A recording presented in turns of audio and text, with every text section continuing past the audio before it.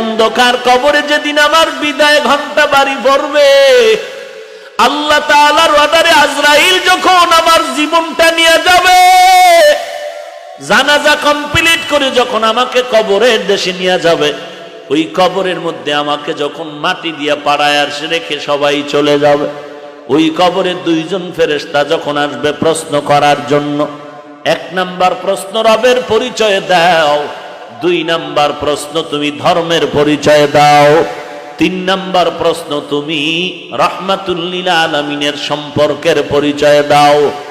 যদি আল্লাহ কবুল করেন জবাব দিতে পারি, আল্লাহর নবীর হাদিস মতে কবর হবে বেহেশতের বাগান।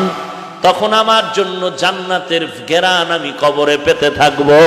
তখন আমি বলতে পারবো, রে কুকুর তুই বড় খারাপ, আর আমি বনি আদম আমি বড় ভালো, কবরে আমার বেহেশতের বাগান হয়ে গেল।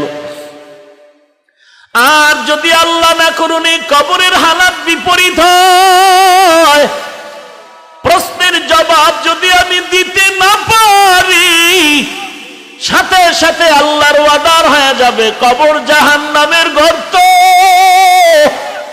আল্লাহর ওয়াদার হবে জাহান্নামের সাথে কবরের লাইনটা খুলিয়া দাও। একটা নয়, দুটো নয়, 70 থেকে 99টা সাপ। তখন আমার কবর আযাবের গর্ত হয়ে যাবে। আমি বড় পীর ছোট পীর কোনো ভেদাভেদ নাই।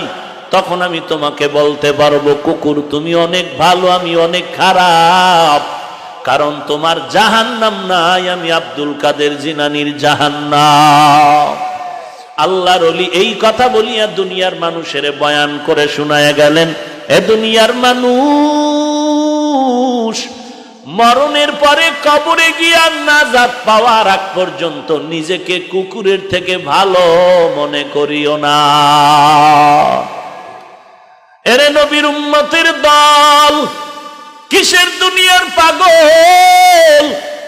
বরং দুনিয়া তোমার পাগল হবে, তুমি আল্লাহর পাগল হয়ে যাইবা। দুনিয়ার পাগল হইস না রে ভাই। আমাকে মাওলানা না বললে আমি কেমন জানো একটু কষ্ট পাই।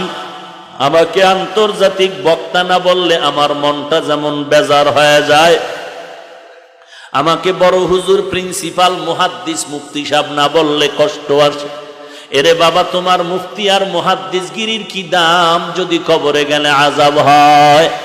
ওরে বাবা, তুমি মুফতি হও আর না হও, তুমি মুহাদ্দিস হতে পারো আর না পারো, পীর হও আর না হও, মুহাদ্দিস হও আর না হও, মাওলানা হও আর না হও, আল্লাহ বলেন তুই পীর, মুহাদ্দিস না মুফতি সাহেব জানার দরকার নাই। আমার কবরে যদি আসিয়া নাজাত পেতে চাও, মুসলমান হইয়া কবরে যাও। তোমার মুফতি নামের টাইটেল থাকলেও কি না থাকলেও কি, যদি মুসলমানের টাইটেল লাগাইতে না পারো, এজন্য বান্দা তুমি আগের থেকে তৈরি হয়ে যাও।